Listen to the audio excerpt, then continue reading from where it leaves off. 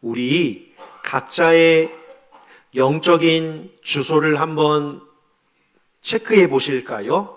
나는 일관된 믿음으로 신앙생활을 하고 있는가라고 말이죠.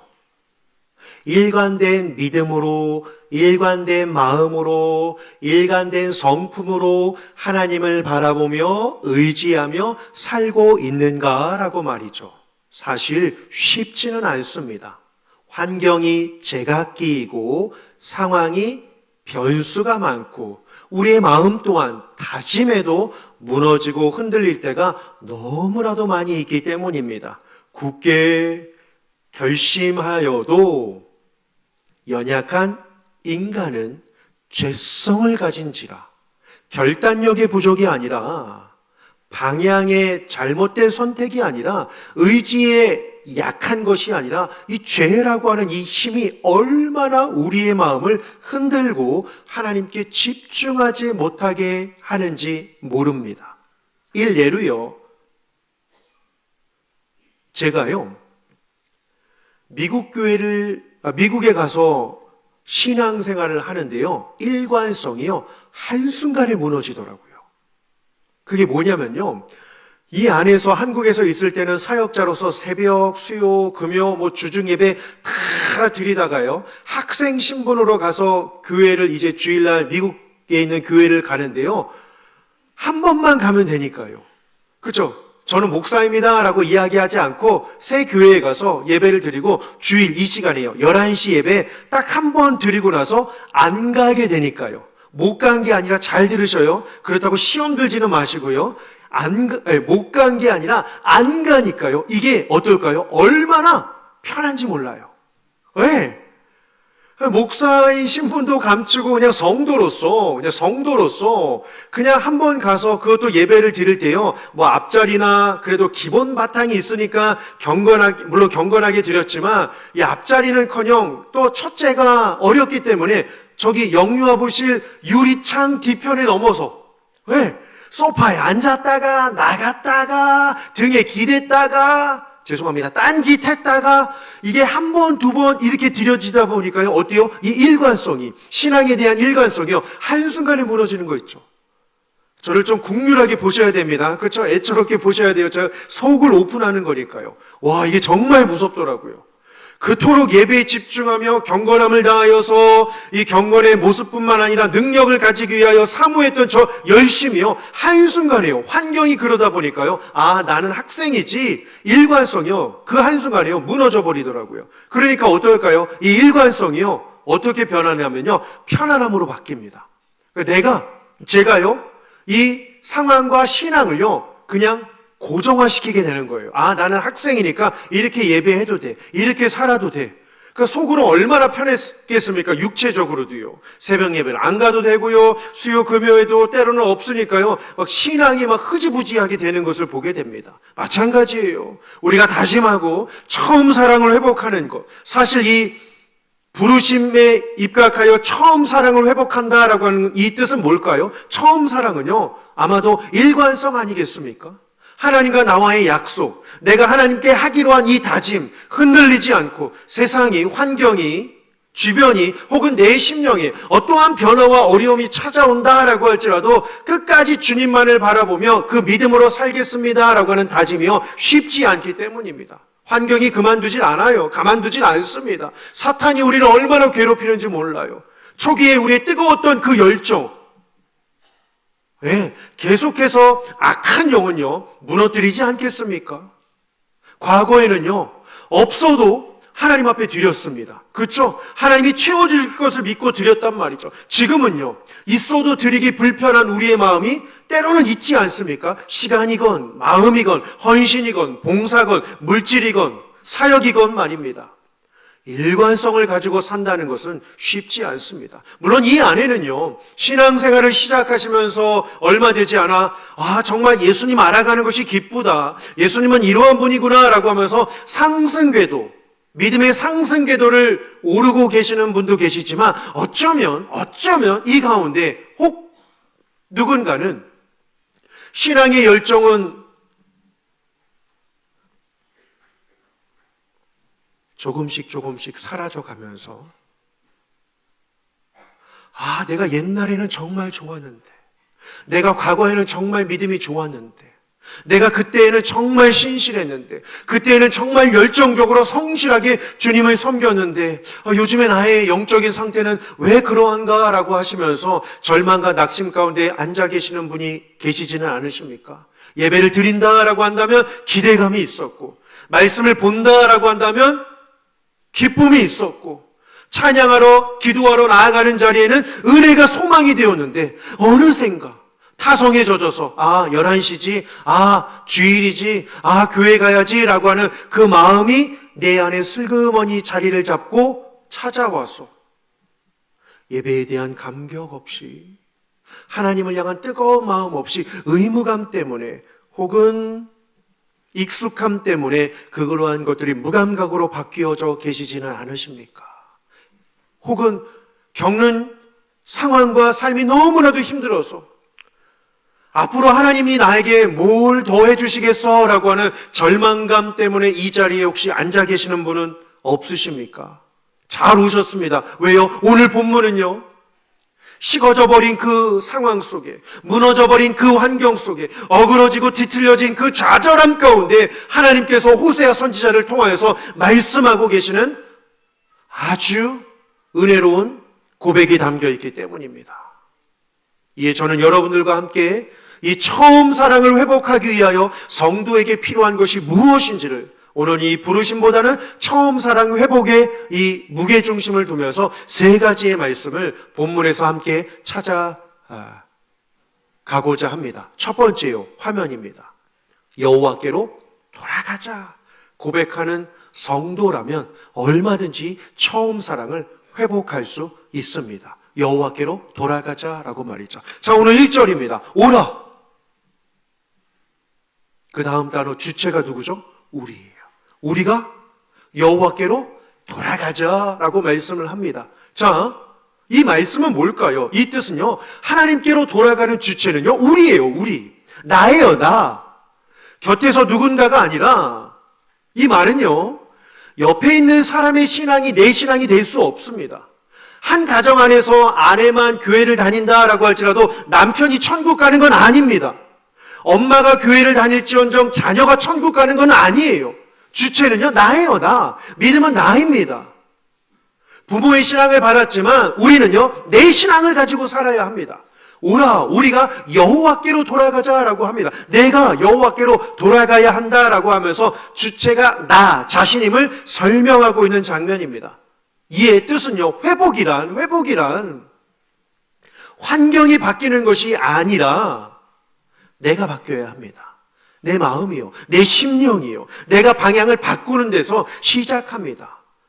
여러분 잘 보십시오. 인생은요, 편안한 환경이 있을 수가 없어요.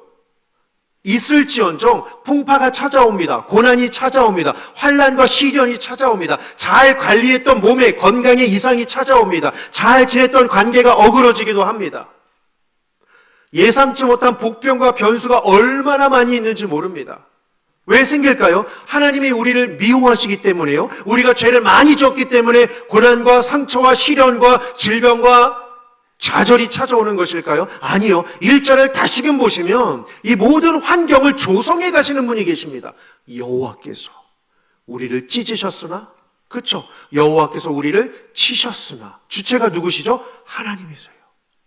즉 인생은요, 모든 일련의 과정 속에서 내 인생을 만들어 가시는 분이 누구이신가를 안다라고 한다면 우리의 마음은요, 흔들리지 않게 됩니다. 무너지지 않게 돼요. 때로는 좌우의 풍파로 휩쓸려 간다라고 할지라도 중심이 바다 위에 띄어있는 배가 닻을 밑으로 굳건하게 놓고 있는 것처럼 때로는 파도에, 때로는 바람에 흔들릴지언정 그 배가 위치를 옮기지 않는 것처럼 말입니다. 여호와께서 우리를 찢으셨으나 그 다음 단어가 뭐죠, 여러분? 도로예요. 이게 있기 때문에 기독교에 희망이 있는 것 아닙니까? 여호와께서 우리를 찢으셨으나 도로 낫게 하실 것이요, 우리를 치셨으나 싸매어 주실 것임이라. 아멘. 고통이 있습니다. 징계가 있어요. 당연하죠. 왜요? 우리가 죄성을 갖고 있기 때문입니다.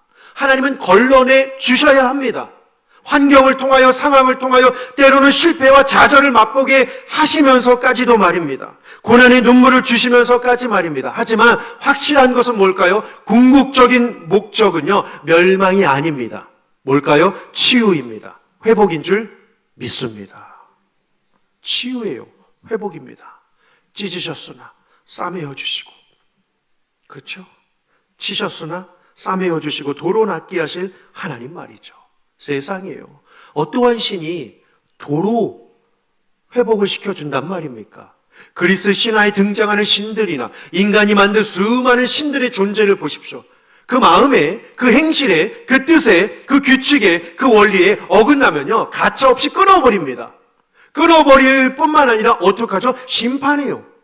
불로서, 물로서, 자연으로서, 관계로서, 인생으로서요. 삶의 곤욕을 끝까지 주고 맙니다. 너 어디 한번 이거 한번 견뎌봐라. 너 못 견딜걸? 끝까지 사람을요 패배시키고 참혹하게 만드는 것이 인간이 만든 신의 모습입니다. 다른 종교도 마찬가지죠. 그런데 기독교는요, 회복의, 치유의 하나님의 손길이 있습니다.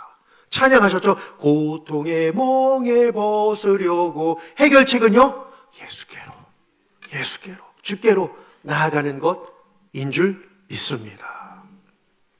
오늘 본문이요, 우리가 여호와께로 돌아가자 1절의 말씀을 합니다. 돌아가다라고 하는 히브리어 단어는 슈브예요. 슈브. 이 단어에는 세 가지 뜻을 담고 있습니다. 삶의 방향을 점검하라라고 하는 단어입니다. 슈브, 삶의 방향을 점검하라는 거예요. 두 번째는요, 선택의 기준을 점검하라입니다. 선택의 기준. 사람은 하루에도 많은 선택을 합니다. 이걸 입을까? 이걸 먹을까? 이 사람을 만날까? 이 일을 할까? 다음에 할까? 많은 선택을 해요. 삶의 방향, 선택의 기준. 세 번째는요, 사랑의 초점입니다. 내 마음이 주께로 향하고 있는가라고 말이죠. 세 가지요. 뭐라고요? 삶의 방향, 선택의 기준, 그리고 사랑의 초점입니다. 신기하게도요, 1절 안에는요, 찢으심과 낫게 하심, 치심과 싸매어 주심이라고 하는 표현이 동시에 언급됩니다. 무슨 뜻일까요? 이 뜻은요, 죄는 절대적으로 미워하시지만 부르신 자는 끝까지 사랑하시는 하나님을 묘사하는 장면입니다. 왜? 죄는 절대적으로 미워하셔요. 하지만 부르신 자는 끝까지 사랑하시는 하나님을 말씀하고 있습니다. 그러니 결국 뭘까요? 회복이죠. 회복입니다. 회복하시려는 언약의 사랑이 드러나고 있습니다. 참 이 영화교회에 있는 것이 행복인데요, 종종 성도님들을 만나면서 이러한 이야기를 듣습니다. 건강, 그런데 관계까지, 그런데 재정까지 여러 문제가 겹치자 목사님이 하나님이 나를 버리신 것 같아요 라고 말씀하실 때가 있습니다. 그런데 그 말이 끝이 아니셔요. 좌절과 절망으로 끝을 맺지 않으시더라고요. 감사한 것은 이렇게 고백하십니다.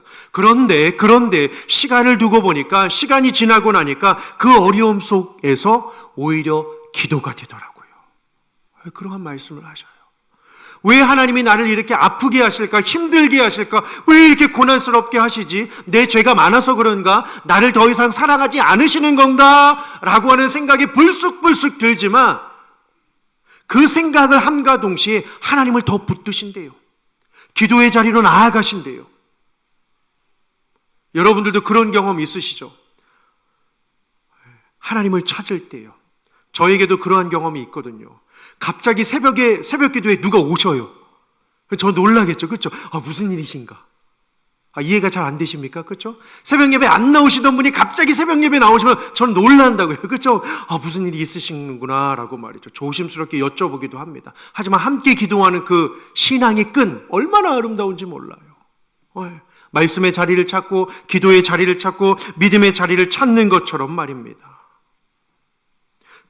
오늘처럼 1절처럼 고백하자면 그때는 찢기는 것 같고 그때는 치시는 것 같았지만 되돌아보니 싸매어 주시고 도로 회복시키시려고 하시는 하나님의 손길이었습니다 라고 하는 고백 아니겠습니까, 여러분?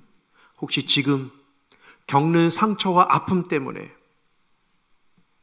버림받은 나로 느껴져 이 자리에 힘겹게 계신 분이 없으십니까?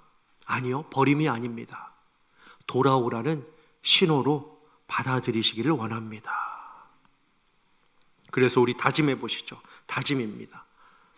하나님께로 돌아가겠습니다 라고 말이죠. 어렵지 않아요. 다짐이에요. 첫 번째 다짐입니다.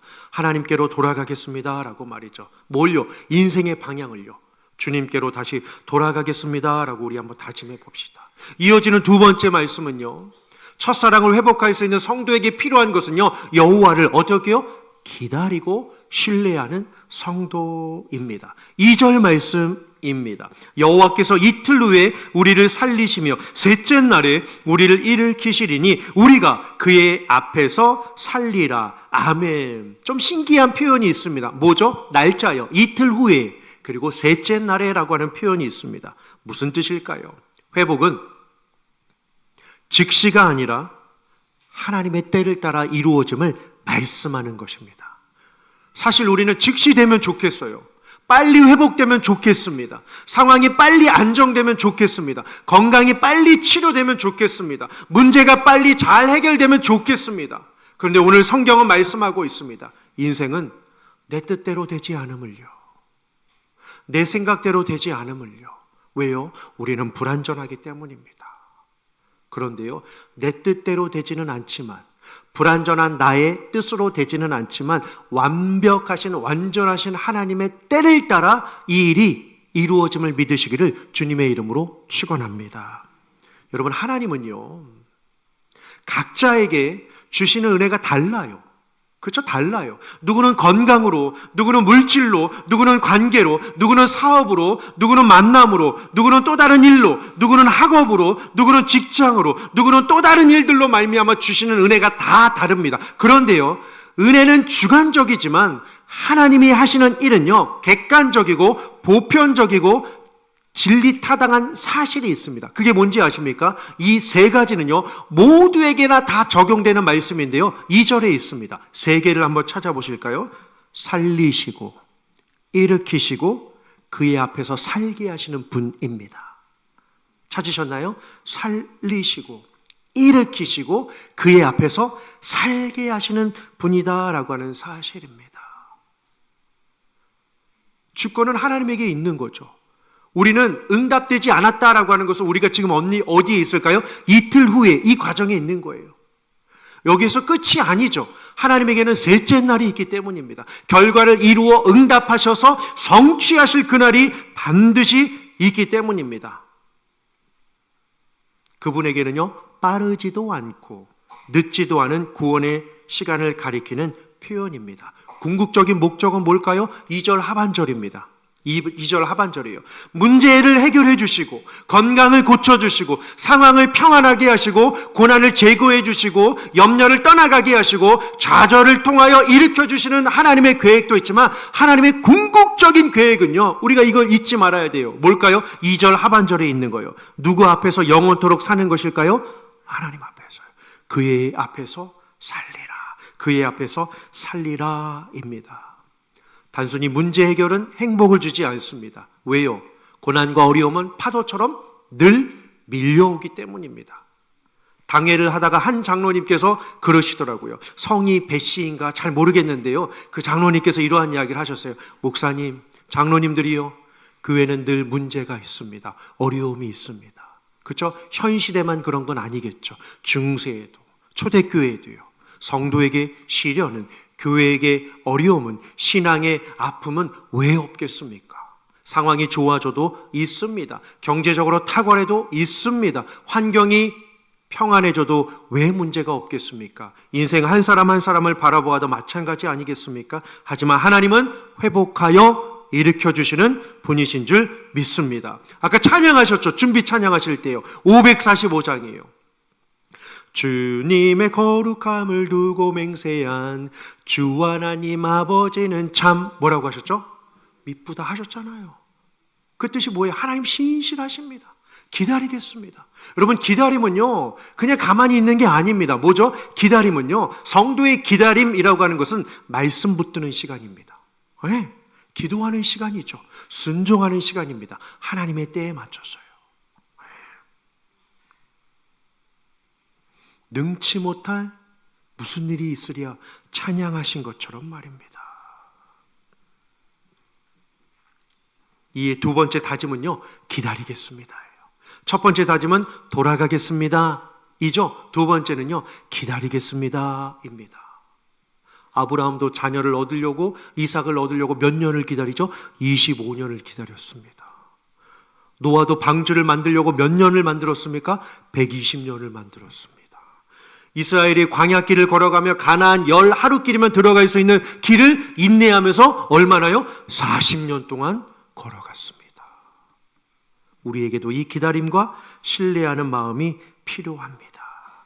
지금 이틀 후처럼 아직 역사가 일어나지 않고 응답이 일어나지 않고 해결이 되지 않는다라고 할지라도 셋째 날에 일으키시고 놀라운 은혜를 주시는 하나님의 은혜와 은총과 능력과 기적이 여러분들 가운데 충만하게 나타나게 될 줄 믿습니다. 마지막 세 번째로요, 첫사랑을 회복하는 우리에게 필요한 것은 여호와를 어떻게 해요? 힘써 아는 성도입니다. 돌아가는 성도, 기다리며 인내하는 성도. 세 번째는요, 힘써 아는 성도입니다. 3절이에요. 왜? 그러므로 우리가 여호와를 알자, 힘써 여호와를 알자라고 말씀합니다. 이러니 중요한 게 뭘까요? 상황이 해결되는 것보다, 문제가 풀어지는 것보다, 형편이 좋아지는 것보다 진짜 중요한 것이 무엇일까요? 하나님과 하나님의 하나님을 아는 삶의 회복이 필요하다는 것입니다. 하나님을 아는 것. 이스라엘 백성들이 왜 망합니까? 여호와를 알지 못해서 망했다라고 호세아 6장 후반부에 보시면 있습니다. 여호와를 알지 못함으로 우리가 망했다라고 말이죠. 여러분, 하나님은 누구이십니까? 우리가 왜 하나님을 알아야 합니까? 하나님이 주신 은혜가 있기 때문입니다. 오늘 호세아 선지자가 하나님의 은혜를 뭐라고 표현하냐면요, 6장 3절이에요. 하나님은 어떠한 분이시래요? 나타나시는 분이래요. 6장 3절이에요. 그의 나타나심은, 하나님은 나타나시는 분이시다라고 이야기를 합니다. 이를 뒷받침하는 강력한 단어가 있습니다. 그게 바로 무엇이냐면요, 어김없나니예요. 그의 나타나심은 새벽빛같이 어김없나니라고 이야기를 합니다. 어김없다라고 하는 이 단어는 히브리어로 나콘이라고 하는 단어입니다. 여기에 한 번 쓰이고 에스라 6장 9절에 한 번 더 나오는데요, 고레스 칙령을 읽은 다리오 왕이, 야, 이들은 나의 종이 아니라 하나님의 백성이네. 내가 묶어둘 필요가 없으니 이들을 다시 고국으로 보내자라고 하는 것을 깨닫게 됩니다. 고레스 칙령을 읽고 이들을 건드리는 자는 복을 받지 못한다라고 하는 이러한 고레스 칙령을 읽고 다리오 왕이 이스라엘 백성들을 바벨론 포로에서 멈추고 보내요. 그러면서 이 단어가 한번 등장을 하는데요, 제사장들이 예배를 위하여 요구하는 것은 어김없이 다 줄지니라고 이야기를 하고 있습니다. 어김없이 하나도 빠뜨리지 않고 반드시 정확하게 라고 말이죠. 제가 이 히브리어 단어를 찾아보니까요, 뜻이 이래요. 잘 들어보십시오. 확실한 계획으로 준비된 일이, 확실한 계획으로 준비된 일이, 들어보십시오. 확실한 계획, 과거죠. 준비된 일이 과거입니다. 변경 없이, 현재죠. 확실한 계획으로 준비된 일이 변경 없이, 현재를 뜻하고 있습니다. 그리고 확고히, 현재 진행형을 뜻하고 있습니다. 그리고 완성되다라고 하는 단어입니다. 다시요. 확실한 계획으로 준비된 일이 변경 없이 확고히 나타나 완성되다. 제가 보니까 설교를 적는 분들이 의외로 많이 계시더라고요. 다시 천천히 제가 말씀드릴게요. 확실한 계획으로 준비된 일이 변경 없이 확고히 나타나 완성되다라고 하는 뜻을 가지고 있습니다. 본문에도 나타나죠. 하나님의 회복 임재는 깊은 밤이 지나고 나서 새벽이 어김없이 찾아오는 것처럼 그의 나타나심은 반드시 온다라고 희망찬 메시지를 주고 있습니다.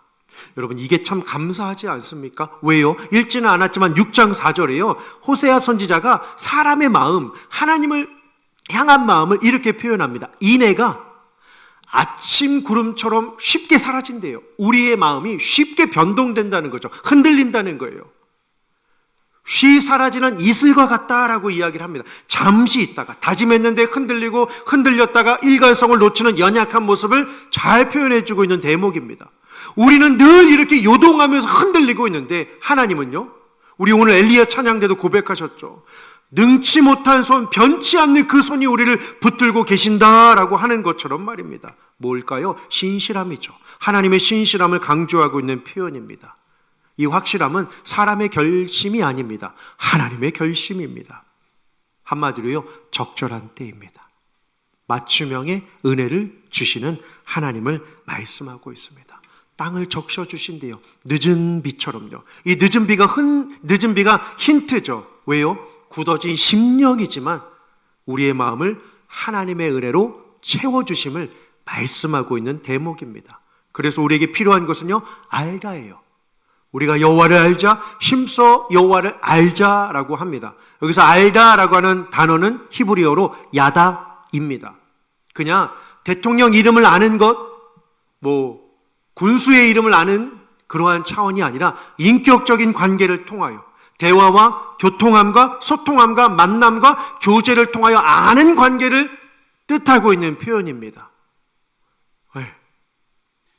그러니 이것은 단순한 아는 것이 아니라 경험을 통하여 아는 것입니다. 신앙도 마찬가지죠. 우리가 하나님을 알 수 있는 것 무엇일까요? 말씀 속에서 하나님을 알 수 있습니다. 기도하면서 하나님의 일하심을 알 수 있습니다. 순종하면서 하나님의 방법을 알 수 있습니다.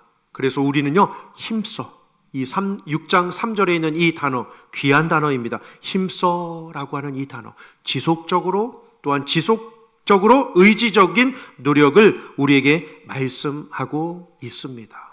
일관성 갖고 계십니까? 부부가 결혼 초에는 관심이 참 많습니다. 이 사람이 뭘 좋아하는지, 이 사람이 좋아하는 색깔은 뭔지, 좋아하는 음식은 뭔지, 선호도는 뭔지, 뭘 불편해하는지 관심이 참 많아요. 그런데 시간이 지나고 나면서 어떻습니까? 물론 여러분들은 그러지 않으시겠지만 시간이 지나면 대화가 준다고 합니다. 관심도 준다고 합니다. 밥을 먹었는지 안 먹었는지, 나갔는지 집에 있는지, 양말은 이틀째 신는지 모르는지, 그렇죠? 어쩌면 서로를 잘 모르는 그냥 동거인처럼 살아갈 때도 시간이 지나면 있다고 합니다. 이를 회복하기 위하여 대화가 필요합니다. 관심이 필요합니다. 시간이 필요합니다. 하나님과의 관계도 마찬가지 아니겠습니까? 주님과의 대화, 주님과의 시간, 주님과의 만남이 필요합니다. 말씀을 통하여, 기도를 통하여, 순종을 통해서 말이죠. 이에 저는 여러분들에게 3가지 대안을 드리고 싶습니다. 첫사랑을 회복할 수 있는 3가지 대안입니다. 첫 번째, 기도하기. 두 번째, 집중하기. 세 번째, 기억하기입니다. 첫 번째가 하나님의 말씀을 붙들고 하루에 한 번씩 한 구절을 붙들고 기도하기입니다. 첫 번째가 기도하기예요. 말씀을 붙들고 기도하기. 두 번째는요, 집중하기입니다. 드리는 예배 때마다 집중하는 거예요. 말씀 안에 찬양을 부를 때도요, 기도를 드릴 때도요, 예물을 드릴 때도요, 교제할 때도요, 예배할 때 집중하는 것입니다. 그러면 달라요. 우리 아까 부르실 때도 고통의 멍에 벗으려고 예수께로 나아갑니다. 그냥 하는 것과 정말 그 고통을 헤아리면서 하나님, 저 정말 고통 가운데 있습니다. 하지만 하나님만이 해결해 주실 줄 믿습니다 라고 한다면 그 심령 가운데 하나님의 은혜가 임하게 될 줄 믿습니다. 구하는 자에게 하나님은 주십니다. 찾는 자에게 주셔요. 두드리는 자에게 주십니다. 집중하는 거예요. 첫 번째가 뭐라고요? 기도하기. 말씀 붙들고 기도하기. 두 번째가요, 집중하기예요. 세 번째가 뭐였죠? 기억하기입니다. 기억하기예요. 하루에 한 번씩 2-3가지 감사의 상황들을 가지고서 하나님께 감사하며 기억하는 시간을 갖는 것입니다. 말씀 붙들고 기도하기, 예배에 집중하기, 감사의 제목을 가지고 기억하기. 말씀을 마치도록 하겠습니다. 하나님은요, 우리의 일관성이 흔들릴지라도, 우리의 첫사랑이 어그러졌다 할지라도 관계를 포기하는 분이 아니십니다. 오히려 돌아오라고 어김없이 우리를 초대하시는 분이십니다. 때로는 찢고 때로는 치실지언정 싸매어 주시고 도로 회복시켜 주시는 능력의 하나님이십니다. 이에 그 하나님에게로 돌아가기로 결단할 때 하나님은 하나님의 때에 다시 우리를 살리시고 일으키시고 그의 앞에서 살게 하시는 분이심을 우리는 믿어야 합니다. 우리 이 시간 반주 한번 해주시고요. 우리 2, 3분간 엑기스 기도 한번 하실까요? 하나님, 하나님을 향한 내 마음을 뜨겁게 하여 주시옵소서. 그리고 하나님의 은혜를 기억하며 집중하며 기도하는 이 세 가지의 삶을 살아가게 해달라고 하나님 나를 붙잡아 주세요. 우리의 믿음과 신앙을 놓고서 우리 반주 한번 해주시고 주여 부르짖고 우리 간절히 함께 기도하는 시간 잠시 갖도록 하겠습니다.